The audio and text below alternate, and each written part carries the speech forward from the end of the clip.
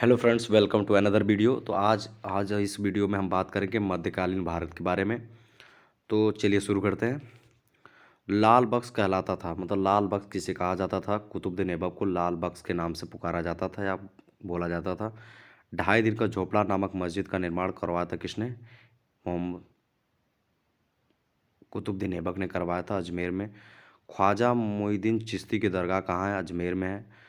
मोहम्मद गौरी ने प्रथम अक्ता प्रदान किया था कब? ऐबक को। कुतुबुद्दीन ऐबक की मृत्यु कब हुई थी? 1210 ईस्वी में, जो उसकी चौगान पोलो खेलते हुए उसकी मृत्यु हो गई थी। कुतुबुद्दीन ऐबक का मकबरा है लाहौर में। कुतुबुद्दीन ऐबक की उत्तराधिकारी कौन था? आराम शाह था। गुलाम वंश का वास्तविक संस्थापक इल्तुतमिश को कहा जाता है क्योंकि उन्होंने लाहौर से राजधानी दिल्ली पे शिफ्ट की थी। इक्ता प्रथा की शुरुआत की थी इल्तुतमिश ने। तुर्कान ने चिहलगानी का गठन किया था इल्तुतमिश ने। शुद्ध अरबी सिक्के चलाए थे इल्तुतमिश ने। चांदी का टंका और तांबे का जीतल नामक सिक्का चलाया था इल्तुतमिश ने। मंगोल शासक शासक चंगेज खां, जिसका नाम था तेमुचिन, ने भारत पर आक्रमण किया था इल्तुतमिश के समय। इल्तुतमिश ने बिहार में अपना प्रथम सूबेदार बनाया था मलिक जानी को ऐवाज के स्थान पर। भारत की प्रथम महिला मुस्लिम महिला शासिका कौन थी? रजिया सुल्तान थी, वो जो इल्तुतमिश की क्या थी? वो पुत्री थी। रजिया ने विवाह किया था अल्तुनिया से। रजिया की हत्या हो गई थी 1240 में कैथल में डाकू ने। बलबन का पूरा नाम था गयासुद्दीन बलबन। बलबन का वास्तविक नाम था बहाउद्दीन। बलबन ने अपनी पुत्री का विवाह किया था 1249 ईस्वी में नसरुद्दीन मोहम्मद से। टोपी सीकर अपना जीवन निर्वाह करने वाला सुल्तान था नसरुद्दीन महमूद। बलबन को उलुग खान की उपाधि प्रदान किया था नसरुद्दीन महमूद ने। लौ एवं रक्त की नीति अपनाई थी बलबन ने। फारसी त्यौहार नवरोज को आरंभ किया बलबन ने। दीवान अर्ज की स्थापना किया बलबन ने। सजदा पैबोस की प्रथा लागू किया बलबन ने। अमीर खुसरो दरबारी कवि थे बलबन के। भारत का तोता कहा जाता है अमीर खुसरो को। सबक हिंदी अथवा हिंदी खड़ी बोली का जनक माना जाता है अमीर खुसरो को। राजत्व सिद्धांत का पहला प्रतिपादक बलबन था। गुलाम वंश का अंतिम शासक शमसुद्दीन कैमूर था। खिलजी वंश की राजधानी थी उसमें किलोखरी की स्थापना हुई थी जलालुद्दीन फिरोज खिलजी ने।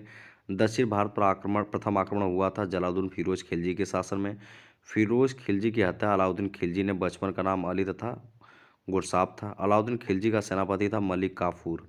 हजार दिनारी कहलाता था मलिक काफूर। सिकंदर शाह ने अर्थात द्वितीय सिकंदर की उपाधि धारण की थी अलाउद्दीन खिलजी ने। भूमि की पैमाइश कराकर लगान वसूली आरंभ करने वाला पहला सुल्तान था अलाउद्दीन खिलजी।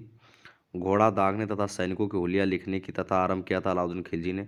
बाजार नियंत्रण प्रणाली दीवाने रियासत लागू किया था अलाउद्दीन खिलजी ने। गुप्तचर विभाग को संगठित किया था अलाउद्दीन ने। अलाई दरवाज़ा और हौज ए खास का निर्माण करवाया था अलाउद्दीन खिलजी ने। एकता प्रथा को समाप्त कर दिया था अलाउद्दीन खिलजी ने। रानी पद्मिनी, जिसको पद्मावती तो चित्तौड़गढ़ की थी और राजा रत्न सिंह की पत्नी थी। पद्मावत महाकाव्य की रचना की थी मलिक महमूद जैसी ने 1540 में। तुगलक वंश का संस्थापक था गयासुद्दीन तुगलक या गाजी मलिक उसे बोला जाता है। सिंचाई के लिए नहरों का निर्माण कराने वाला पहला शासक था गयासुद्दीन तुगलक। तुगलकाबाद नगर का निर्माण तथा गाजी उपाधि धारण करने वाला प्रथम सुल्तान गयासुद्दीन। तुगलकनामा के लेखक थे अमीर खुसरो। अमीर खुसरो के गुरु थे निजामुद्दीन औलिया। मोहम्मद बिन तुगलक का मूल नाम था जूना खान।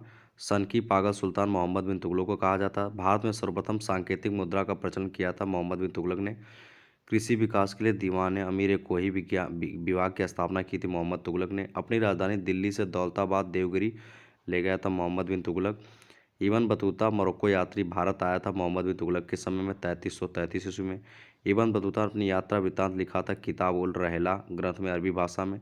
विजयनगर में बहनी राज्य की स्थापना हुई थी मोहम्मद तुगलक के शासनकाल में। मोहम्मद बिन तुगलक का उत्तराधिकारी बना फिरोज तुगलक, उसका चचेरा भाई था। ब्राह्मणों पर जजिया कर लगाया फिरोज तुगलक। दीवान खैरात की स्थापना की फिरोज तुगलक ने। सिंचाई कर हक के सर्व लागू करने वाला दिल्ली का पहला सुल्तान था फिरोज तुगलक। फिरोज तुगलक द्वारा स्थापित दार उल सफ़ा था एक खैराती अस्पताल। जौनपुर नगर को बसाया फिरोज शाह तुगलक। भारत का सिराज कहलाता है जौनपुर। तुगलक वंश का अंतिम शासक था नसीरुद्दीन मोहम्मद। इसी समय 1358 में मंगोल शासक तैमूर ने भारत पर आक्रमण किया। सैयद वंश का संस्थापक था खिज्र खान। सैयद वंश का अंतिम शासक था आलम शाह। लोधी वंश की स्थापना हुई थी बहलोल लोधी ने। दिल्ली की गद्दी पर बैठने वाला पहला अफगान शासक था Bahlol Lodhi. Thanks for watching.